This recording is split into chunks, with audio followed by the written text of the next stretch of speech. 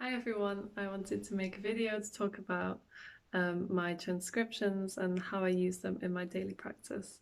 Today we're going to look at Artie's solo on the piece Stardust, which he recorded in 1940 with his orchestra.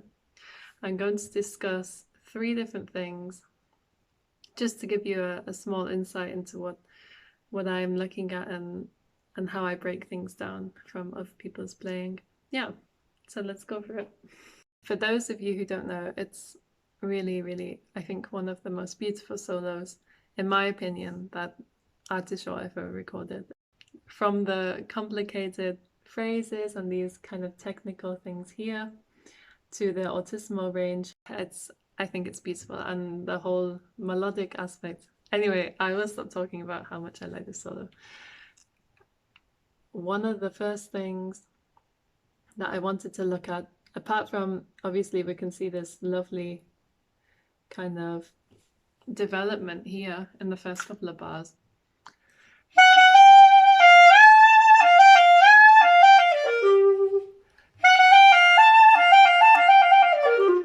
Really, like this is already, we already know it's going to be good. But what's I find really interesting is this thing in bar 4.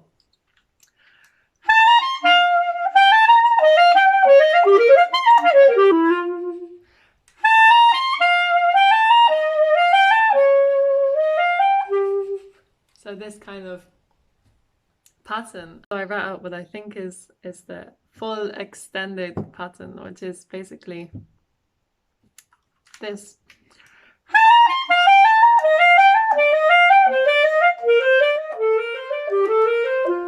And it's actually just the C major scale, in this example anyway. And what's different about this pattern is that we start ascending like a normal C major scale, so C, D, E, and then we go down a major fifth to A. So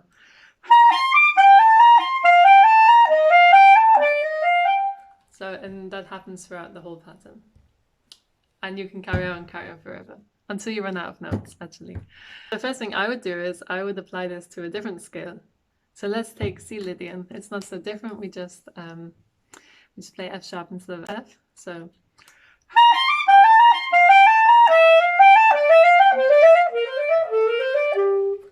and this is kind of the start of utilizing this pattern and playing it in different contexts. And the next obstacle we face is, what do we do when we're faced with a scale that doesn't have 8 notes in it? What if we've got the whole tone scale? So to make that work, we're going to change the interval to an augmented fifth, and it will sound something like this.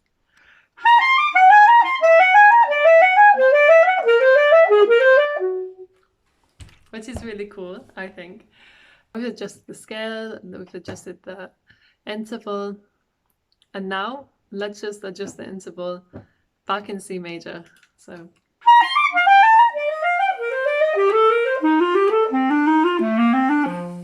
it's not rocket science, I'm not changing loads, but it's just a nice way to use his way of thinking, Artie's way of thinking, or what I would perceive as his way of thinking, and applying it to my own practice to challenge myself in different ways.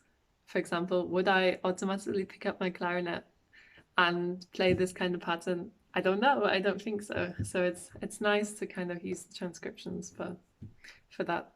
Next thing I found interesting about the solo was this open triad in bar 6. And it's very special because we start from G, then we go to D, and then we go to B, and then D again. I'm more interested in the first 3 notes. So if we break down the example from bar 6, it's just... And then we can apply the same concept to other triads. For example, if we move now in tones.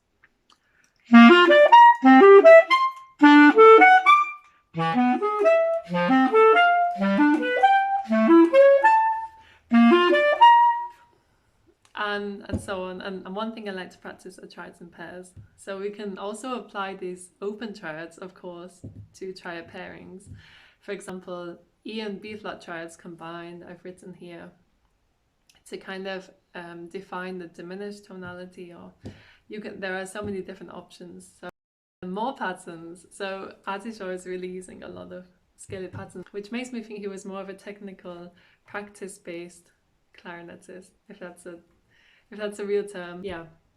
So for example, in bar 9, we have this really, really lovely kind of swooping pattern that's leading to the A minor chord in bar 11. So it starts like this.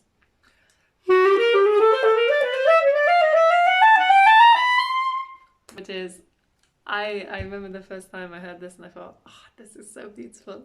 And basically this is just made up from a 3-note pattern.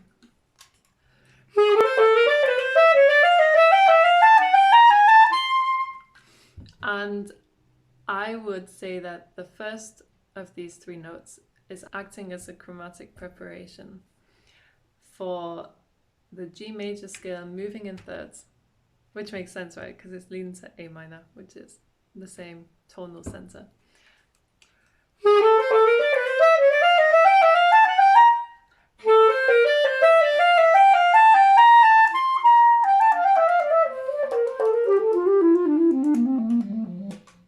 So it's, yeah.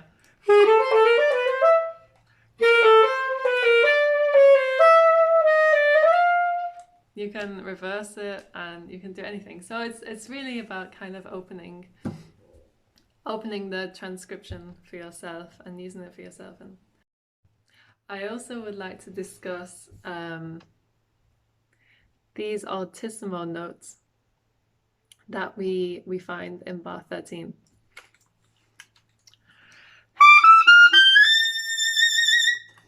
So it goes up to the high B, which is not usually in most of our clarinet repertoire, or not usually in many of the clarinet transcriptions, or any of them actually that I've come across so far. And I actually came up with my own fingering for these notes, and also the high C, which is the very last note of the Concerto of Clarinet by Artie. I've made a small diagram of these and I will attach the link onto this video.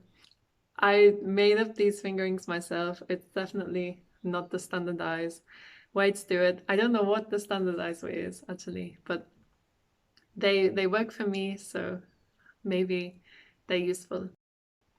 So I hope that this video can be useful to fellow clarinetists in their practice looking at these transcriptions, and can offer some other ways to analyze and dissect these wonderful solos.